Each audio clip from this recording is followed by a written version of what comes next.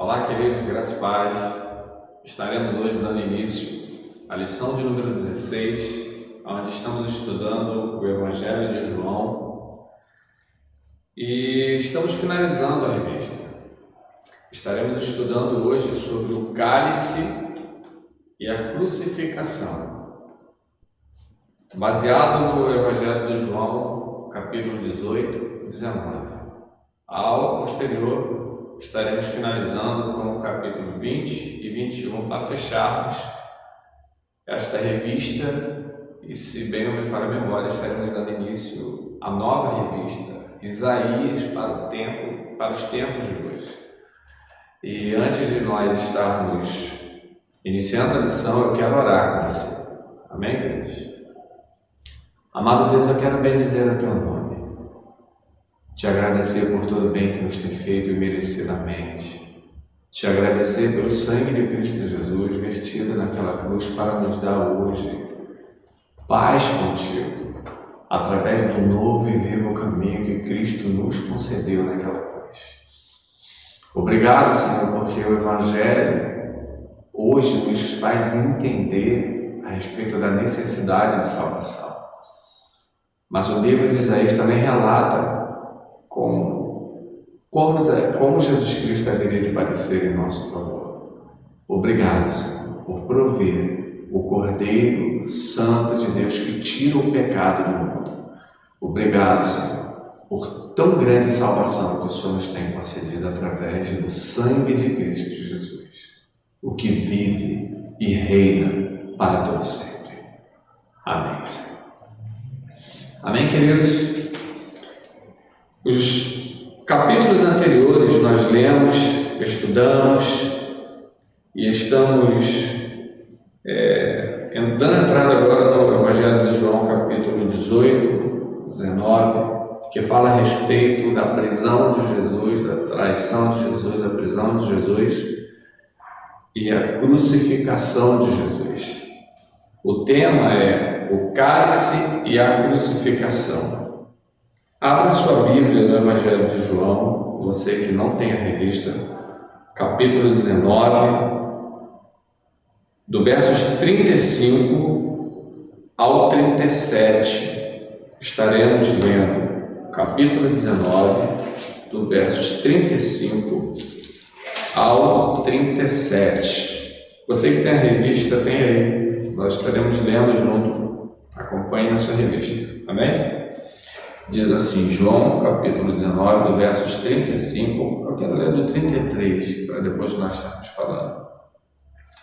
Mas vindo a Jesus e vendo-o já morto, não lhe quebraram as pernas. Contudo, um dos soldados lhe furou o lado com uma lança, e logo saiu sangue e água. E aquele que o viu testificou, e o seu testemunho é verdadeiro, e sabe que é verdade o que diz, para que também vós o creiais. Verso 36. Porque isso aconteceu para que se cumprissem as escrituras que diz, nenhum dos seus ossos será quebrado. Verso 37. E outra vez diz a escritura, verão aquele que transpassaram. Amém, queridos? Nós vamos estar vendo dentro dessa lição, o alvo principal é reconhecer que a cruz de Cristo, reconhecer a cruz de Cristo como ponto central do cristianismo. Nós reconhecermos a cruz de Cristo como ponto central do cristianismo. Eu quero fazer algumas perguntas para você. Você responda no decorrer para você mesmo da lição e no final nós vamos estar chegando a algumas conclusões. Essas perguntas que eu vou estar fazendo para você, eu creio que talvez você já deva ter feito ao ler os evangelhos. Eu creio que alguém já deva ter feito essas perguntas para você. Amém? As perguntas são: quem foi o responsável pela execução de Jesus? Jesus morreria de qualquer maneira, mesmo que Pilatos não o tivesse condenado? Qual é a sua parcela de responsabilidade na morte de Jesus?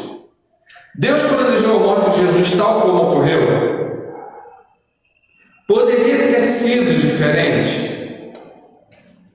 Você se sente responsável pela morte de Jesus? Se sim ou não, por quê? Amém? Depois você vai refletir ao decorrer da lição sobre essas perguntas que eu acabei de fazer para você. E o tema da revista, como nós lemos, dando início na revista, o cálice e a crucificação de Jesus representam um misto de dor e sofrimento com a graça e a misericórdia divina. Ao mesmo tempo que Jesus Cristo sofreu e morreu por obediência ao Pai, também demonstrou amor e graça para com a humanidade. Tópico 1. O cálice de Cristo. O tópico 1 nós vamos estar vendo, ele está baseado dentro do livro de João, capítulo 18, do versos 1 ao 19. Do versos 1 ao 19. A prisão de Cristo. A narrativa da prisão de Jesus oferece princípios de voluntariedade, proteção e submissão à vontade de Deus. O gesto de voluntariedade pode ser percebido por 3 fatores. Jesus foi para um lugar óbvio, lugar onde costumeiramente levava os seus discípulos. Está no verso 1 ou 2 do capítulo 18. Jesus não organizou uma resistência armada. Não havia soldados a seu serviço. Jesus foi ao encontro deles voluntariamente. Quando nós começamos a analisar a respeito da prisão de Cristo, você depois dá uma lida para você acompanhar o capítulo 18, Jesus ele se dirigiu ao Getsemane. Lá, Jesus ele estava com os discípulos, onde eles acostumavam, após a Santa Ceia, né, a narrativa vem narrando no capítulo 16, 17 em diante, no capítulo 13 em diante, a gente vai vendo, Jesus fez a Santa Ceia e tal, Jesus passou por aquele momento em que ele fala com Judas a respeito do que ele deveria fazer logo. No capítulo 17, Jesus ora pelos discípulos e ora por nós que hoje estamos aqui, que seriam os futuros crentes. E logo em seguida Jesus agora ele vai para junto aos discípulos, como nós lemos aí da narrativa, para um lugar óbvio, lugar onde costumeiramente Jesus levava os seus discípulos.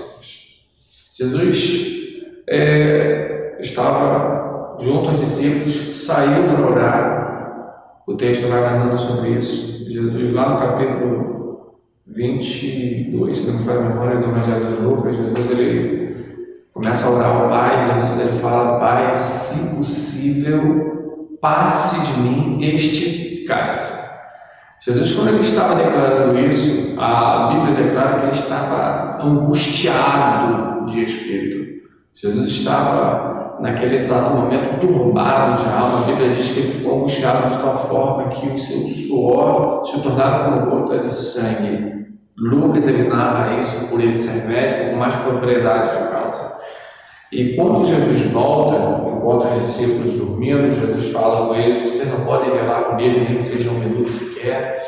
Orai, vigiai e orai, para que vocês não entrem em tentação. Jesus ali faz algumas colocações em relação aos discípulos, e Jesus estava ali com os 11, porque Judas já tinha ido se encontrar com os maiorais para vir colocar onde ele já sabia que Jesus estaria, onde Jesus acostumava estar com os discípulos.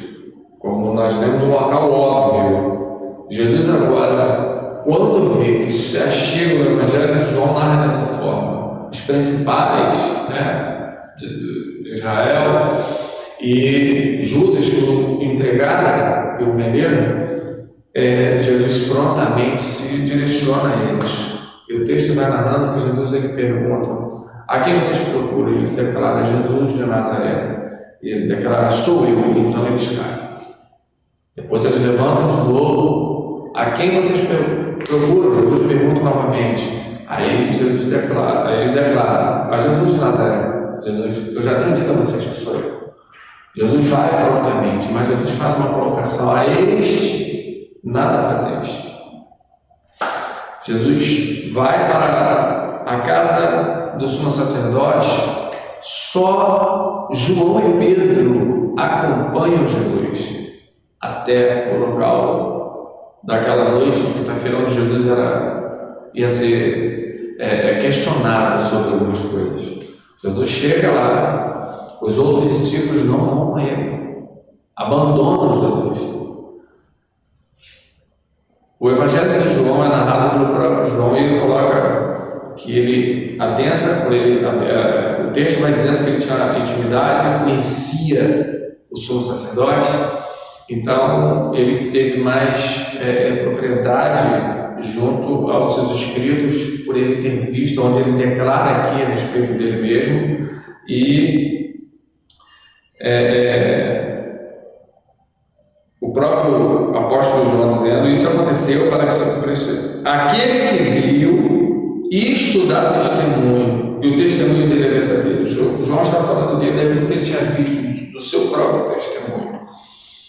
Então, a partir daquele momento, Anás faz alguns questionamentos para ele, de onde tinha vindo a doutrina, tudo mais, como, por que ele ensinava. Jesus declara para ele assim: todos esses que estão aqui e muitos outros já ouviram falar, perguntem a eles sobre aquilo que você necessita. Aí um servo do sumo sacerdote fere Jesus, bofeteia Jesus e fala: assim que você fala com ele, como você trata o sumo sacerdote, é dessa maneira que você o responde, achando que fosse uma maneira desrespeitosa. Jesus então mais uma vez faz uma colocação: se eu tenho falado alguma coisa errada, se eu tenho falado alguma coisa de mal, me digam. Agora, se não tenho falado nada errado, por que vocês me ferem? Me fazem mal. Jesus agora é enviado para a casa de Caifás, que era o sumo sacerdote da época em si, genro de Anás. E quando ele chega lá, a Bíblia não narra o que aconteceu. Já de manhã cedo, na sexta-feira, eles levam Jesus para a casa de Pilatos. Isso tudo é narrado no capítulo 18.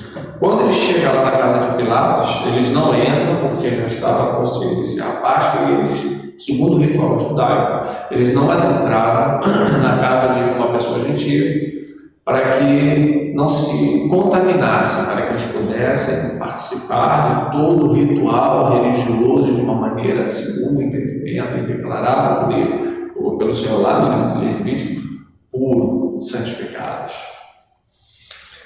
Quando nós vemos toda essa narrativa no capítulo 18, nós começamos a ver aquilo lá atrás, nós já tínhamos estudado a respeito disso no capítulo 13, no capítulo 14, se não me falha a memória, né, a respeito daquilo que já tinha sido gerado no coração dos maiorais de Israel, por pura inveja, porque Jesus estava transformando vidas, Jesus estava curando, restaurando saúdes, restaurando a saúde física, mental, espiritual do povo. Jesus estava ganhando destaque. Então eles, por inveja, resolveram agora tramar um plano, unir os sacerdotes, os saduceus junto aos fariseus. Nós estudamos tudo isso para tirar a vida de Jesus. E Jesus agora diante de Pilatos, Jesus foi questionado por algo que Jesus não tinha mentido quando ele falou junto àqueles que requereram a ele sobre quem ele era. Ele dizia ser o Filho de Deus, e ele estava falando a verdade. A Bíblia fala a respeito de quem ele haveria ser em vários capítulos e vários profetas. Jesus simplesmente confirmou, então, dizendo ser blasfêmia, e leva para Pilatos, e Pilatos questiona ele sobre a respeito de quem ele era, sobre o que eles estavam interrogando. Então Pilatos viu que não havia nenhuma falha, nenhuma falta, nenhum erro sobre Jesus. E o que Pilatos faz? Chama os maiorais e fala para eles assim: olha, eu não vejo mal nenhum nele, então vocês julguem ele segundo a lei de vocês. Se vocês estão vendo alguma falha nele, porém o desejo deles não era reparar nenhum dano, não era fazer justiça dentro daquilo que estava fora do contexto judaico. Eles queriam matar Jesus, esse era o foco deles, tanto que eles declaram para Pilatos: na nossa lei nós não podemos matar ninguém. Então Pilatos, para conter os ânimos, resolve aceitar Jesus, trouxe Jesus até a eles e disse: bom, ele está aí. Após os soldados romanos terem colocado uma coroa de espinhos sobre a sua cabeça, terem esbofeteado, bateram nele,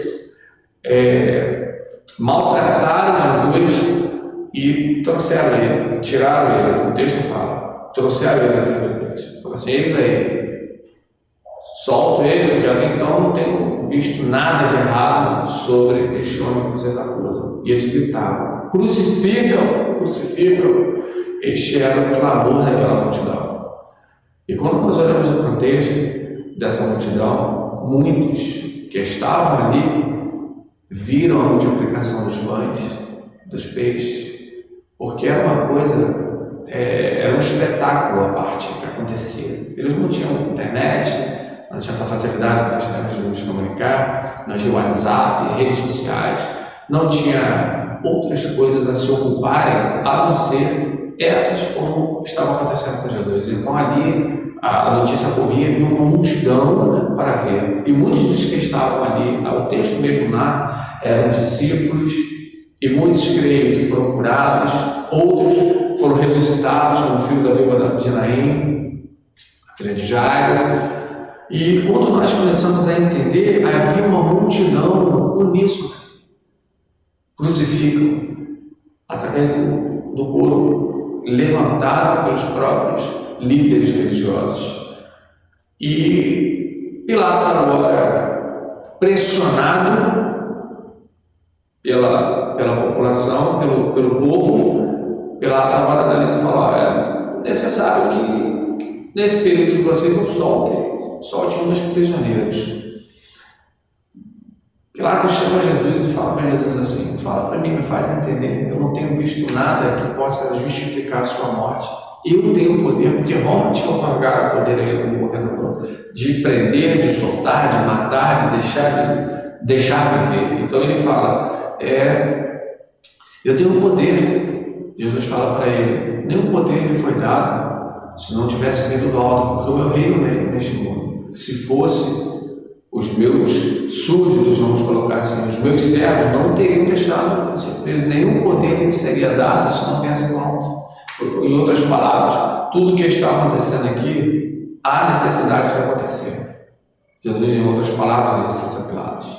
Então eles colocaram lá Barrabás e Jesus. O texto você conhece, a história você conhece, mas nós vamos entrar com certa profundidade no decorrer da lição. E quando eles falavam Barrabás e Jesus, o povo, a quem vocês querem que eu solte? Pilatos pergunta: a Jesus ou a Barrabás? O povo grita uníssono: Barrabás, Barrabás. Então entregaram Jesus para ser crucificado. Quem era Barrabás? Barrabás era um líder que se levantou para combater a opressão que eles passavam sobre o governo de Roma.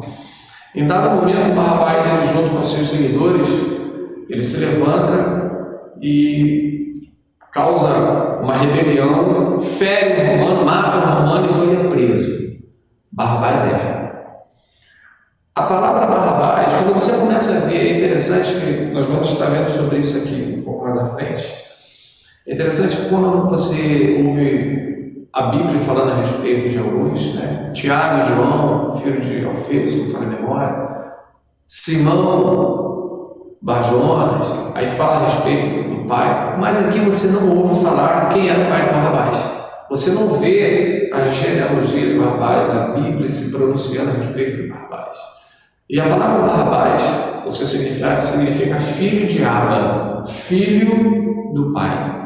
Porém, ele estava numa condição de erro. Ele estava preso por ter cometido um crime. Ele estava sendo julgado, foi condenado justamente. Porém, quando nós trazemos agora a Cristo, nós vamos vendo o justo tendo um julgamento injusto por pessoas injustas. Quando nós começamos a olhar a respeito de como funcionava na época do tabernáculo a respeito do sistema sacerdotal, né? Ele era mediatório.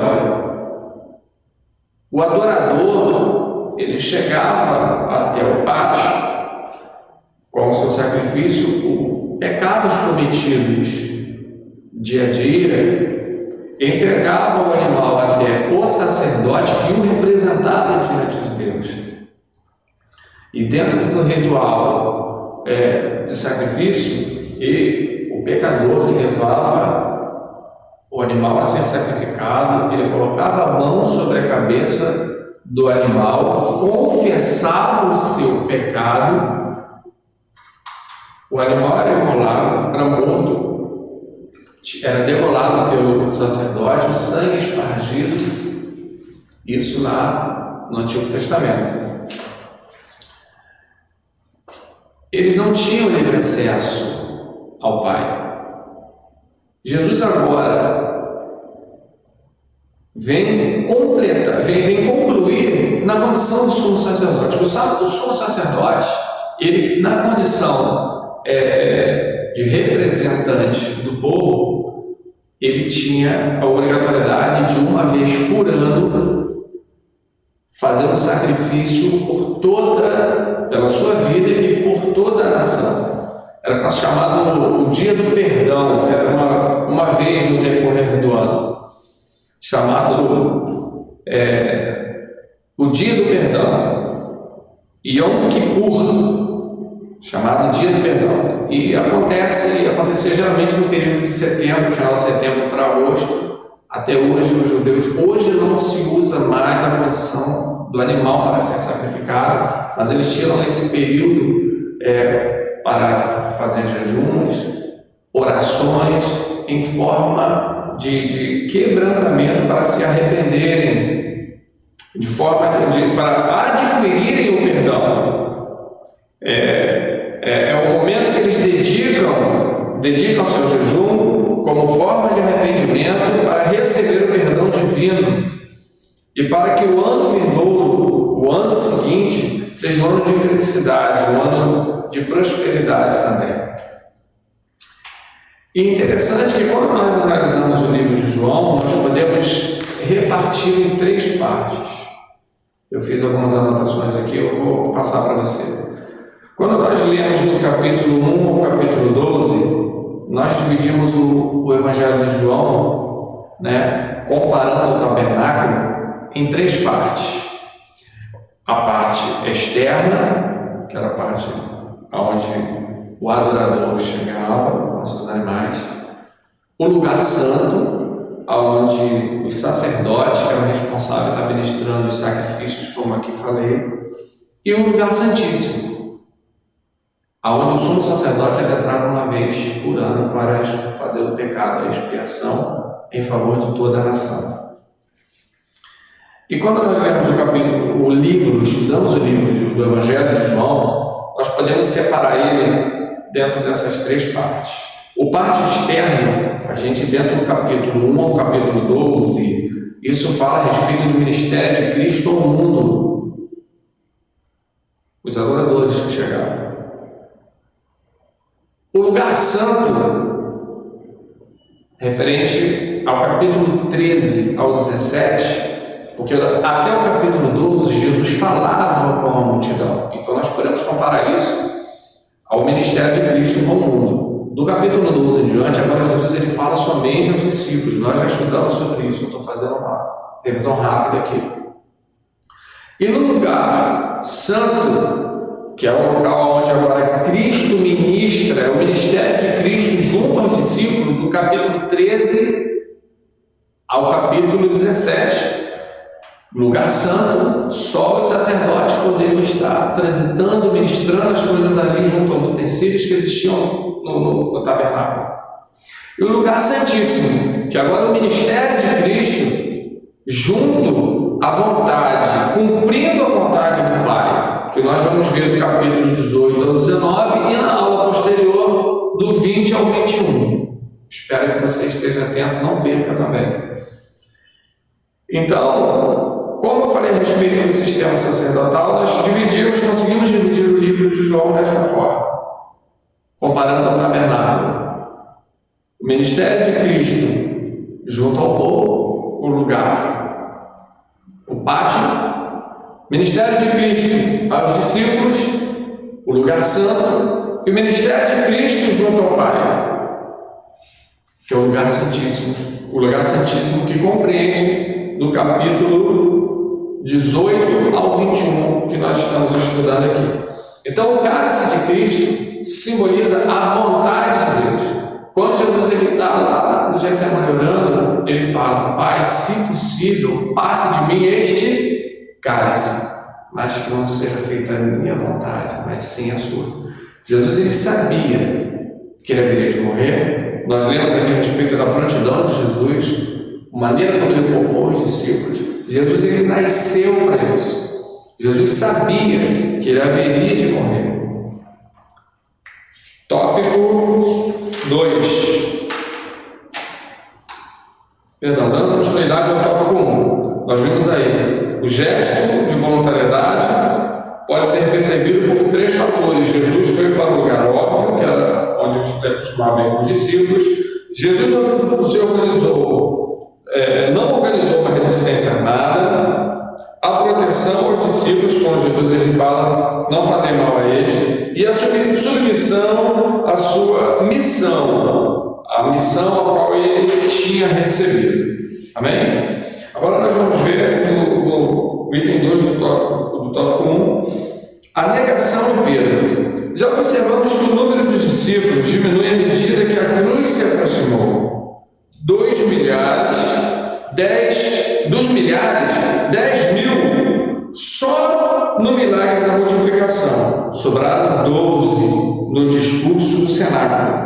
No meio do discurso do cenáculo, um deles, a saber, Judas Iscariotes, abandonou Cristo. Capítulo 13, verso 18, você encontra isso aí. Após a prisão de Jesus, somente 2 discípulos ficaram em cena: Pedro e João, onde o Pedro em breve também já estava para negar Jesus. Ou seja, só lhe sobrou o apóstolo João, a quem é o autor do livro. No caso específico de Pedro, podemos notar 3 coisas. Ele afirmou disposição para morrer por Jesus, lançou-se a batalha com Jesus. Quando Jesus foi preso, no momento que ele corta a orelha do soldado lá do sumo sacerdote, a orelha de Malco. Entretanto, no momento mais tenso da vida de Jesus, Pedro se esquivou da relação com o Senhor. Você encontra isso no verso 17 e 18. Pedro negou a Jesus porque não deu muita importância na realidade espiritual das tentações. Lucas nos diz que Jesus, isso aqui na minha revista, avisou a Pedro que Satanás queria destruí-lo. Você encontra isso em Lucas 22, 31. De fato, a Bíblia nos alerta para a realidade da tentação. Sede sóbrio e vigilante. O diabo, nosso adversário, anda em derredor como leão em que ruge procurando alguém para devorar. Está em 1 Pedro 5,8. Jesus também nos ensina em sua oração: não nos deixe cair em tentação, na oração do Pai Nosso. As palavras que Jesus disse a Pedro, horas antes do jardim de Getsemane, servem como alerta para nós também. Vigiai e orai para que não entreis em tentação. Amém, queridos? Nos versos 19 e 24, tratam do primeiro interrogatório de Jesus após a sua prisão, feito por Anás. Logo em seguida, Pedro literalmente negou a sua relação com Jesus. A palavra de Jesus, conforme 13 e 18, foi cumprida. Jesus tinha falado para Pedro, quando Pedro se empolga e diz para ele: se necessário for, morrer contigo. Jesus fala para ele: não falar isso, Pedro, porque ainda hoje, antes do galo cante, tu me negará 3 vezes. Jesus entra para a casa de Anás. João entra com ele. Então João volta. Pedro ficou do lado de fora. Quando João volta para levar João para a parte de dentro, do pátio da casa, a porteira olhou para ele e falou assim: tu me parece como que estava junto com esse que entrou aí. Na hora Pedro: não sou, parece não. Mas dentro todos estavam em si, esquentando, e o povo olhou e falou assim: pô, tu parece verdadeiramente um deles, que andava Jesus. Pedro nega. Agora, um parente daquele que Pedro cortou a orelha, no Evangelho de João fala sobre isso. Eu te vi lá morto, quando Jesus estava sendo preso. O medo de ser morto, de entrar numa condição agora de julgamento, de padecer que Jesus estava prestes a padecer, Pedro nega Jesus pela terceira vez jogado no canto. Jesus agora só sobrou João. Todos abandonaram Jesus. Os 11 que estavam lá, a multidão, como nós lemos aqui, e agora Pedro, que chegou tão próximo. E em outros evangelhos, narra que Jesus, após Pedro negar Jesus 3 vezes, ele acompanhava Jesus de longe, ele chora amargamente quando ele vê o Mestre. E nós falamos aqui a respeito do julgamento. Também vamos dar uma adiantada. A tentativa da soltura versus a condenação. Tópico 1, item 4. O que vemos no verso 39 ao 40 é uma das cenas mais lamentáveis da história da humanidade. Pois Pilatos possibilitou a soltura de Jesus. Possibilitou a soltura de Jesus. A resposta foi a mais indignante possível. Preferiram soltar o bandido Barrabás ao inocente Jesus Cristo. Ou seja, a população, a nação dos judeus escolheram o condenado, aquele que verdadeiramente estava sendo condenado justamente, aquele que tinha cometido verdadeiramente algo para que ele pudesse pagar a pena qual foi imposta a ele. Eles escolheram Barrabás ao invés de Cristo. Na sequência, vemos que Pilato não queria crucificar Jesus. Está no capítulo 19, versos 12. Embora esse fosse um clamor ardente da plateia, Jesus já havia sido amarrado, espancado, recebido uma coroa de espinhos, como tentativa de amenizar o furor público religioso. Entretanto, o único clamor que se ouvia era: crucifique, crucifique. A verdade é que Pilatos acreditava que tinha um governo em suas mãos. Ele não sabia que estava sendo governado por aquele que seria condenado à morte. O fato é que todas as tentativas de Pilatos foram vãs. Pilatos não viu outra alternativa a não ser permitir a condenação de um inocente em razão da paz pública. A via dolorosa continuou. O destino de Jesus Cristo foi a cruz. A morte foi necessária para que houvesse vida. Item 2.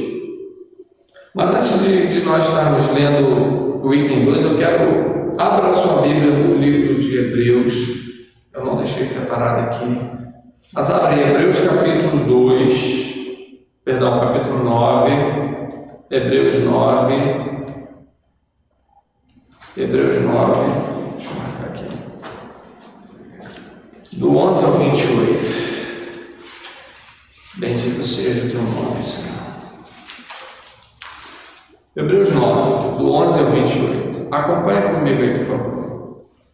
Mas vindo Cristo, o sumo sacerdote dos bens futuros, por um maior e mais perfeito tabernáculo, não feito por mãos, isto é, não desta criação, nem por sangue de bodes ou bezerros, mas por seu próprio sangue, entrou uma vez no santuário, havendo efetuado uma eterna redenção. Uma novilha esparzida sobre os imundos os santificam, quanto à purificação da carne. Quanto mais o sangue de Cristo, que pelo Espírito Eterno se ofereceu a si mesmo imaculado, a Deus purificará a vossa consciência das obras mortas, para servirdes ao Deus vivo. E por isso é mediador de um novo testemunho, para que, intervindo a morte para a remissão das transgressões que havia debaixo do primeiro testamento, os chamados recebam a promessa da herança eterna. Porque onde há testamento, necessário é que intervenha a morte. do testador. Porque um testamento tem força onde houver morte ou terá de algum valor enquanto o testador vive. Pelo que também o primeiro não foi consagrado sem sangue, porque havendo Moisés anunciado a todo o povo todos os mandamentos segundo a lei, tomou o sangue dos bezerros e de bodes com água, lã, púrpura e o sopro, e espargiu tanto o mesmo livro como todo o povo, dizendo: este é o sangue do testemunho que Deus tem mandado. E semelhantemente espargiu com sangue o tabernáculo e todos os vasos do ministério. E quase todas as coisas segundo a lei se purificam com sangue, e sem derramamento de sangue não há redenção. De sorte que era bem necessário que as figuras das coisas que estão no céu assim se purificassem, mas as próprias coisas celestiais com sacrifícios melhores do que este, porque Cristo não entrou no santuário feito por mãos, figura do verdadeiro, porém no mesmo céu, para agora comparecer por nós perante a face de Deus, nem também para si mesmo se oferecer muitas vezes como sumo sacerdote, cada ano entra no santuário com sangue alheio. De outra maneira, necessário lhe fora padecer muitas vezes desde a fundação do mundo, mas agora, na consumação dos séculos, uma vez se manifestou para aniquilar o pecado pelo sacrifício de si mesmo. Versos 27. E como os homens estão ordenados a morrerem uma só vez, vindo depois disso o juízo, assim também Cristo, oferecendo-se uma vez para tirar os pecados de muitos, aparecerá a segunda vez, sem pecado, aos que o esperam para a salvação. Hebreus 9, do 11 ao 28, ele esclarece o sacrifício substituindo esse, que era o sistema sacrificial do período do Antigo Testamento. Ele agora, em Hebreus, vem nos esclarecer os sacrifícios que Cristo veio fazer de uma só vez, pela existência da mediação do seu sangue. Quando nós lemos aqui a respeito do que Hebreus fala a respeito do pecado, a respeito da necessidade, a Bíblia menciona cerca de 585 vezes sobre a ira de Deus contra o pecado. Preste atenção. Cerca de 585 vezes fala sobre a ira de Deus em relação ao pecado. Sendo Ele, o próprio Deus, santo, seu caráter sendo santo, Ele não pode deixar o mal impune, nem tampouco fingir que o mal não existe, ou que o mal não tem importância. Deus acalma sua ira, e sua anotação que eu fiz aqui, contra o pecado, quando Ele desvia a ira do pecador e concentra em Jesus Cristo. Jesus Cristo, no capítulo 19 agora, o clamor público para que Ele fosse crucificado, Jesus é levado para ser crucificado, Jesus é crucificado. Nós lemos aqui no texto do Evangelho de João, capítulo 19, no versos 35 ao 37, Jesus ele agora é crucificado. No dado momento ele fala: Senhor, Pai, está consumado. Jesus aspira, entrega seu espírito a Deus. Jesus se entrega, eles não matam Jesus se entrega. E quando o soldado romano espera Jesus por entre a costela, ele acerta o coração de Jesus ali e sai água e sangue, como é narrado na Bíblia, e a certeza de que Jesus estava morto. O sangue de Cristo foi vertido naquela cruz. Quando nós começamos a entender a respeito do pecado, o que ele gera na nossa vida, ele gera um afastamento completo de Deus. Paulo fala isso em Romanos capítulo 3, versos 23. Todos pecaram e destituídos ou expulsos, ou foram privados da glória de Deus. Paulo fala a respeito disso. Então não há ninguém que não há necessidade, não existe ninguém que não exista necessidade, que haja necessidade, não existe ninguém que haja necessidade de ser remido. Todos nós necessitamos. Paulo coloca isso bem claro em Romanos capítulo 3. Todos pecaram e foram expulsos, privados, afastados da glória de Deus. E como nós nos achegaremos a Deus? Aí quando você começa a entender, poxa, mas Deus ele é justo, e sendo Ele santo, como Ele vai compactuar com o pecado? E nós entendemos que a Bíblia fala a respeito do que em relação ao pecado. O salário do pecado é o quê? A morte. O pecador, ele necessitava de alguém para substituí-lo, porque senão ele seria morto. Quando nós olhamos a respeito de Barrabás e Jesus, Barrabás estava sendo condenado, foi julgado e condenado por um crime que ele cometeu. Lembra quando eu falei a respeito lá da separação do tabernáculo em relação ao livro de João, ao Evangelho de João? O adorador chegava, ou o pecador em si, com o animal, levava até o sacerdote. E o sacerdote, antes de matar o animal, de cortar a sua garganta ali para colher o sangue, o pecador tinha que colocar a mão sobre a cabeça dele, do animal, e declarar o pecado. Ali havia uma transferência de culpa. O sangue era espargido pelos utensílios, por determinados lugares lá, para que aquele ato pecaminoso fosse perdoado por Deus, por conta da morte do animal. Barrabás era para ter sido morto. E quem o povo escolhe? Barrabás. Barrabás ele é representado pelo sistema do mundo. E muitas vezes nós fazemos a mesma coisa que a população judaica fez. Negamos a Cristo, escolhendo o sistema do mundo. Nós vimos aqui que a população foi deixando Jesus aos poucos. Os discípulos fugiram e deixaram Jesus aos poucos. Pedro e João sobraram só eles, lá no dia do julgamento. Pedro negou, também deixou Jesus. Aonde nós fazemos isso? Quando nós achamos que não temos necessidade de arrependimento por conta dos nossos erros.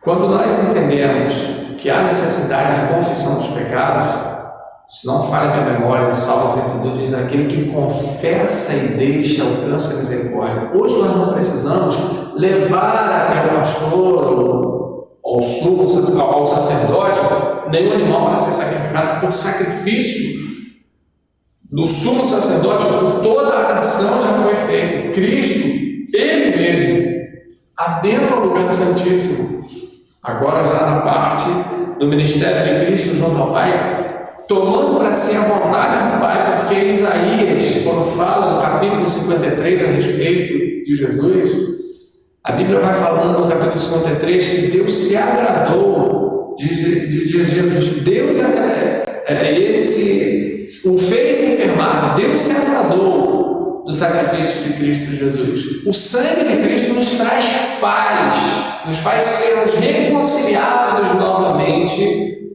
com Deus.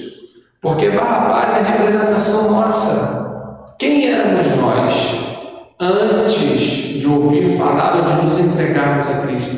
Um filho sem genealogia, sem pai. O filho do pai, qual pai? O filho do pai. Nós, quando olhamos para a questão judaica, todos eles é mencionado, isso é importante para os judeus, a sua árvore genealógica. Por isso que quando você lê o livro de Mateus, você vai vendo lá que vai falando sobre todas as gerações, porque ali foi direcionado a um público específico. Os judeus eles davam valor a isso. E hoje nós, quem temos como pai? Como nós vamos fazer para nos achegar desse pecadores somos? Nos arrependendo dos nossos pecados, crendo em Cristo Jesus, que aquele sangue que foi vertido naquela cruz, pela minha e pela sua vida, nos traz paz com Deus, nos condiciona a sermos aceitos como filhos. O Evangelho de João, capítulo 1, como nós lemos lá, Do capítulo 1 ao capítulo 12, né, João ele vem falando, se não faz agora no capítulo 13, que todos quanto aceitaram, deu-lhes o poder de serem feitos filhos, a saber os que creem no Senhor. Agora nós passamos a ter não só os nossos pecados perdoados através do sangue que foi vertido na cruz, do justo. Por nós que somos pecadores, temos agora direito a sermos chamados de filho, por adoção através de Cristo Jesus, com as mesmas prerrogativas que o filho sanguíneo. Quando nós adotamos alguém, quando uma família adota uma criança e coloca agora na nova certidão de nascimento o seu nome, todos os bens dessa família, esta criança tem direito aos seus bens. É isso que nós lemos lá em Hebreus a respeito de que ele é o sumo sacerdote das coisas futuras. Nós vamos ter os mesmos direitos que Cristo Jesus, sendo ele filho sanguíneo, por adoção, através do nosso arrependimento, através do momento em que nós entendemos que somos Barrabás, sem árvore genealógica, filhos do Pai. Agora nós podemos declarar em Cristo Jesus, quando nós nos arrependemos dos nossos pecados, somos filhos do Pai Celestial, do Criador de todas as coisas, do Pai, como Paulo muitas vezes se dirige, do nosso Senhor e Salvador Jesus Cristo. É esse a quem nós podemos nos dirigir. E vamos dando continuidade à revista. Todos abandonaram Jesus. Tópico 2 fala a respeito da crucificação e a morte, e o terceiro parágrafo: se não bastasse, no momento mais sofrível de Jesus, ele ainda se lembrou da sua mãe. Está no versos 25, coisa linda, ao 27. Em função da sua primogenitura, a Virgem Maria, mãe de Jesus, se tornou a Virgem Maria, Jesus se tornou o provedor da família. Provavelmente, Maria já havia ultrapassado 50 anos de idade. Com a morte de Jesus, a responsabilidade deveria ser passada para o filho mais novo. Porém, o irmão de Jesus ainda não havia crido na mensagem da cruz. Isso está lá em João capítulo 7, do 3 ao 5, quando eles falam para Jesus a respeito da festa que estava acontecendo. Vai lá, se mostra. Você quer ser visto? Ninguém que quer ser visto fica em oculto. Jesus foi, o texto é bem claro, fala, nem os irmãos de Jesus criam nele. Então Jesus comissionou João, o discípulo amado, o escritor do livro do Evangelho de João, para cuidar de Maria após a sua morte. Isso é o perfeito modelo de amor para a família. Jesus estava ali prestes a entregar seu pai, e ele vê a sua mãe triste, né? E ele declara para ela assim: eis aí teu filho. Deu uma responsabilidade, Jesus cuidando da família. Jesus em todo o tempo ama a família. Então o momento maior da trama chegou, a morte de Jesus. Nenhuma morte foi tão preciosa e dolorosa quanto esta. Nenhuma morte foi tão eficaz e abrangente quanto esta. Nenhuma morte demonstrou tanto amor e valor quanto esta. Graças a Deus por esta morte ter ocorrido, pois sem ela estaremos todos condenados pela eternidade. Com ela é possível gozar do retorno a Deus. Esta morte tem alguns significados práticos. O objetivo da encarnação foi alcançado, a glória de Deus. A perfeita expiação foi realizada. O fim da condenação daqueles que creem em Jesus e o cumprimento das exigências da lei. A destruição do poder de Satanás sobre o crente. Sobre o crente. Quase finalizei aqui antes da hora e antes de ir para a conclusão. Quando nós entendemos o sangue de Cristo nos liberta de todo o pecado, porque quando no sistema antigo sacerdotal o sacrifício, a cada pecado nós iríamos, se Jesus não tivesse vindo e nós estivéssemos vivendo naquela época, tínhamos que levar cada pecado animal para ir lá e sacrificar.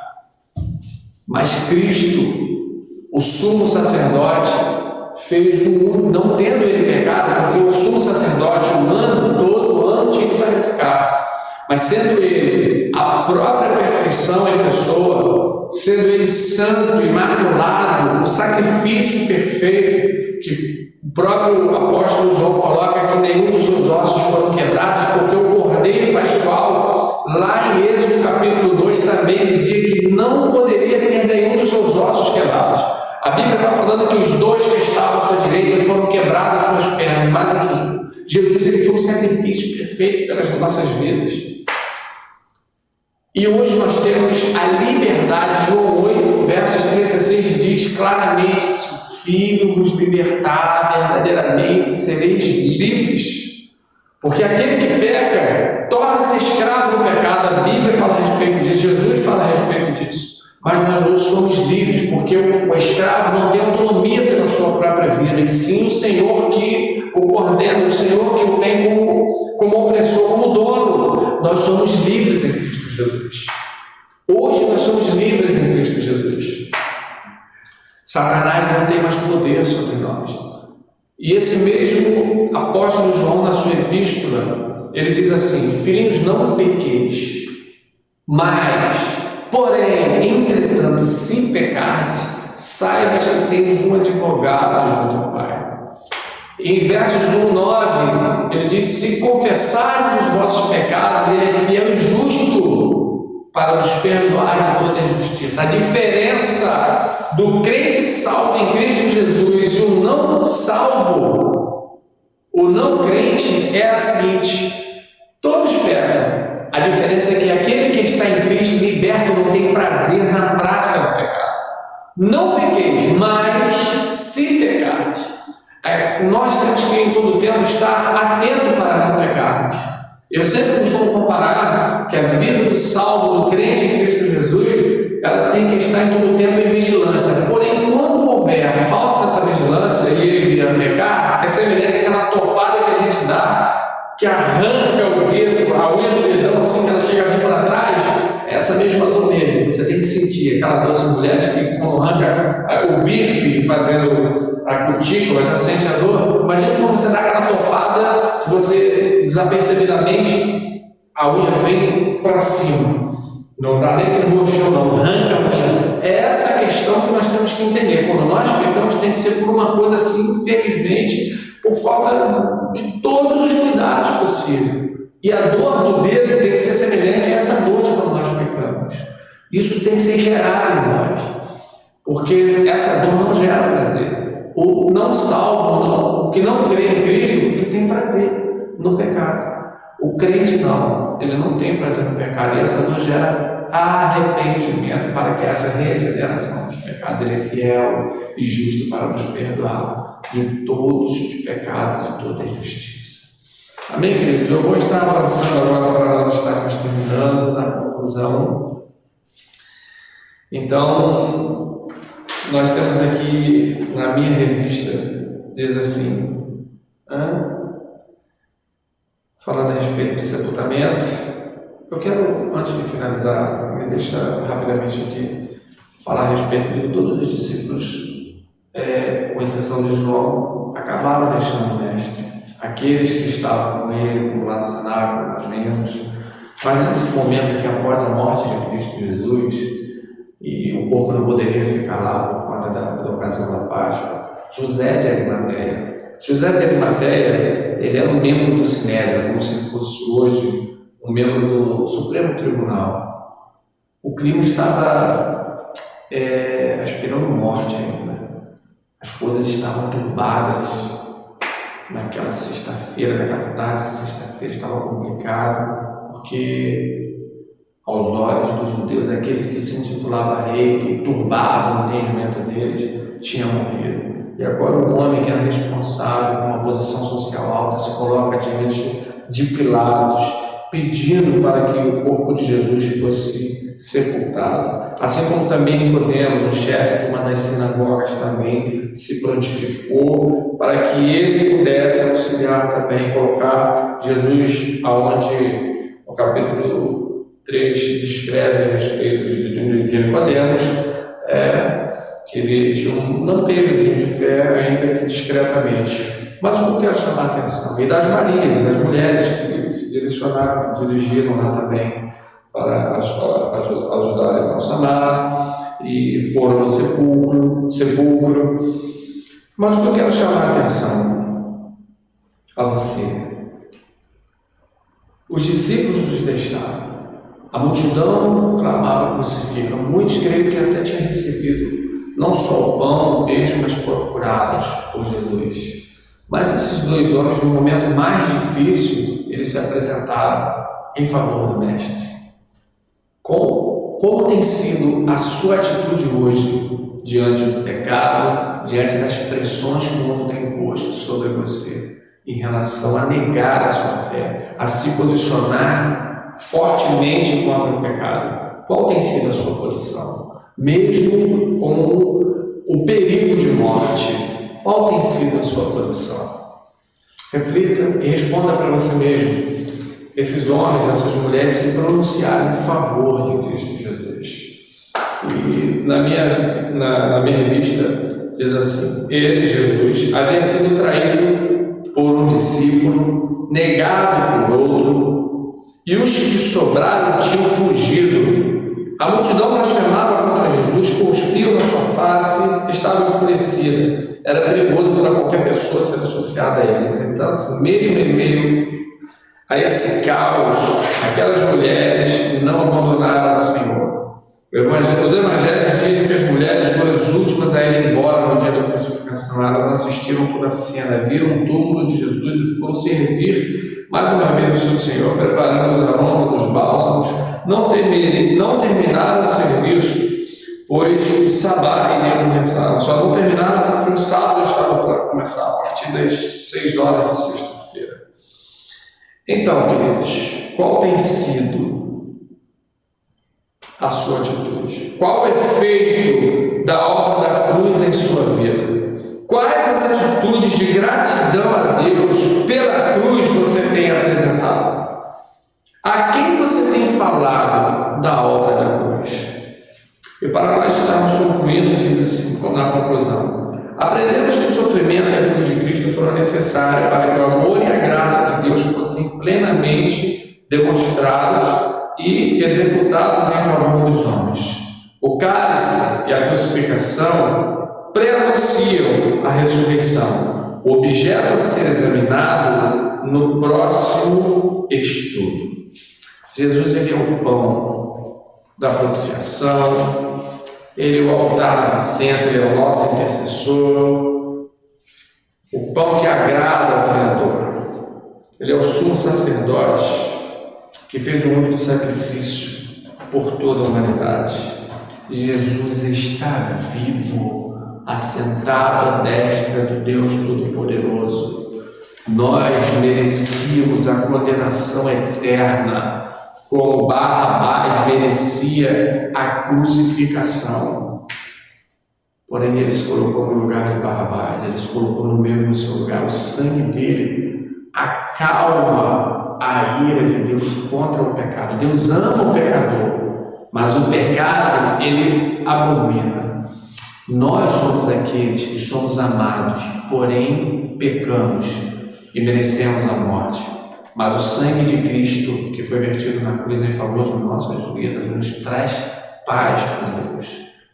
Queridos, que essa mensagem dessa lição possa ficar refletindo sobre a sua vida, de como você tem respondido em relação à cruz, em relação ao sacrifício, em relação às suas atitudes hoje em Cristo Jesus. E não perca a próxima aula, que nós estaremos encerrando a lição do capítulo 20 em diante. Amém, queridos? Para nós estarmos finalizando, será agora concluindo a parte do ministério de Jesus com Deus, o lugar santo dos santos. Eu agradeço a você por ter ficado todo esse tempo aí, ter me ouvido. Eu louvo o Senhor pela tua vida. Agora eu quero orar com você. Feche seus olhos. Pai, eu quero te agradecer por todo o bem que nos tem feito através daquele sangue vertido na cruz. Verdadeiramente nós merecíamos estar no lugar de Cristo. Nós pecamos continuamente, mas muito obrigado por ter provido o Cordeiro que tira o pecado, que acalma a ira do Senhor contra o pecado que ainda insiste em estar diante de nós. Pai, em nome de Jesus Cristo, nos santifica todos os dias, nos condiciona através do Teu Espírito Santo a caminharmos progressivamente, a estarmos chegando à estatura de homens, de mulheres, santos, perfeitos em Cristo Jesus.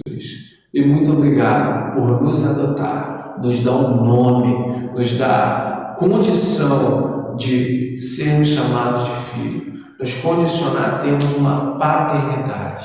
Obrigado, Senhor Deus. No nome de Jesus Cristo nós te agradecemos. Perdoa continuamente os nossos pecados, que temos cometido, até os pensamentos, os desejos que ainda fluem diante de nós, porque Paulo mesmo declara, não estamos nos apoiando nisso. Que o bem que eu quero eu não faço, mas o mal que o bem que eu quero eu não faço, mas o mal que eu não quero está diante de mim todos os dias. Mas muito obrigado, porque em Cristo Jesus nós temos a oportunidade de não termos prazer no pecado. Nós te louvamos e te bendizemos no nome daquele que vive e reina para todo sempre. Amém, Senhor.